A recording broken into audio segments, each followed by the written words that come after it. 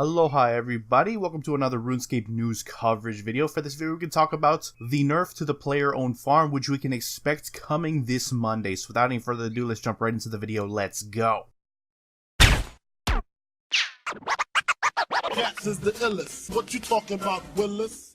Alright guys, so like I said, it is coming this Monday, the nerf to player-owned farm. So I wanted to give you a heads up as to what exactly you can expect has been changed, so you're prepared for when Monday's update comes out. Before we get started, there's a link to this post down in the description below. If you want to read it in its entirety, you can check it out there. We're going to break down the video into several different sections, addressing different problems with the current player-owned farm. So the first problem, there is too much XP for too little activity. Here is how they plan to change that. First off, they're going to reduce all the harvest XP by 50%. They say that this still makes the farm really good for an XP rate, but now it's a more manageable level. Step 2, animal XP is going to be based on the health and happiness of your animals when you choose to harvest them. Now this means you're going to have to engage with your farm more actively, making sure that those happiness and health levels are topped up if you want maximum XP. They can drop down all the way to 10% of their original XP if you're not watching those values.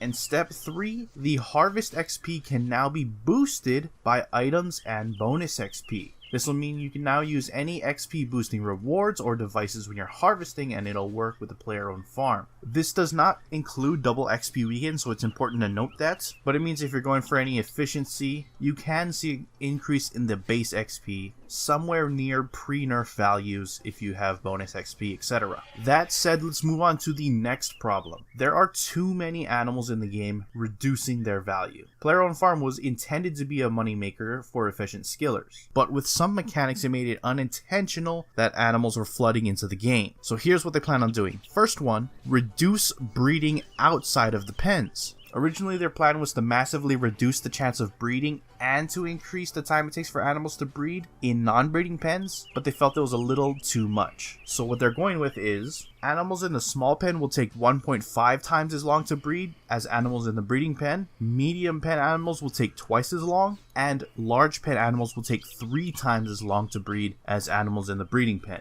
This means you should still be seeing animals when you visit your farm, but the most valuable animals will be reduced in supply. The next step is to reduce the amount of animals the collector farmhand can hold. Currently, the collector can hold 90 animals, which is very excessive. So the plan is to reduce the capacity down to 10 of each breed for a total of 30 possible animals. It's important to note that this is not going to remove any animals she currently holds over that limit. It will just prevent more animals from being stored. Now moving on to the next problem is that there's no point in feeding animals because they eat so little. Currently, there's very little mechanical reason to keep your animals well fed. However, obviously the earlier proposed change of how XP is harvested, feeding your animals, is going to be more important, but also due to the rate at which animals age and the rate they're fed, some animals it's fairly difficult to achieve high happiness and health before the optimal harvesting time. So here's what they plan on doing. They're going to increase the rate at which animals are fed. To keep it simple, they've decided to make each animal eat 1 food every hour. This means that an animal's health and happiness will now improve at twice the rate, while still allowing players to leave their farms alone for a few days and check back to top things up. In addition, they've also increased the amount of food which can be added via the left click, so you can now fill the entire trough in one go. And finally, the last problem is that all these changes considered would in theory make it much harder to complete the breeding log. So they recognize that the nerfs, while not fun, are necessary, and one of the issues, like I said, will be the breeding rates, making it harder to obtain those shiny animals. So what they do to combat that is, step 1, they want to increase the benefits of shiny enhancing traits. These traits are basically doubled in effectiveness, meaning you're more likely to get a shiny if you breed these traits. Step 2, they want to increase the hereditary nature of traits. All traits now have a much higher base chance of being passed down to their children. Not 100%, but you see it much easier to breed the traits you want into your animals, whether it be the shiny boosting traits or traits like jovial and immune. Step 3 is to increase the value of shiny animals. So to give even more value to them, they will now produce 25% more XP than their base animal, which is up from 10%. This means if you aim to breed shiny animals, you should see a higher rate of XP as a reward for the effort you have put into the farm. So that's all the proposed changes. Again, this update is coming out Monday, link to the main post down in the description below. Overall, these changes will reduce the XP earned from player-owned farm without sufficient effort. They recognize that they're not giving value back to the seeds as part of this update, but do encourage us to look over the horizon for plans that might help in this department. That being said, I'm gonna wrap up the video. Let me know what you guys think about these nerfs. With that, hit that like button if you enjoyed it. If you're not subscribed yet and you want to stay up to date on all things RuneScape related, then hit that subscribe button. Anyways, I appreciate you guys watching. Mahalo. I am out. Aloha.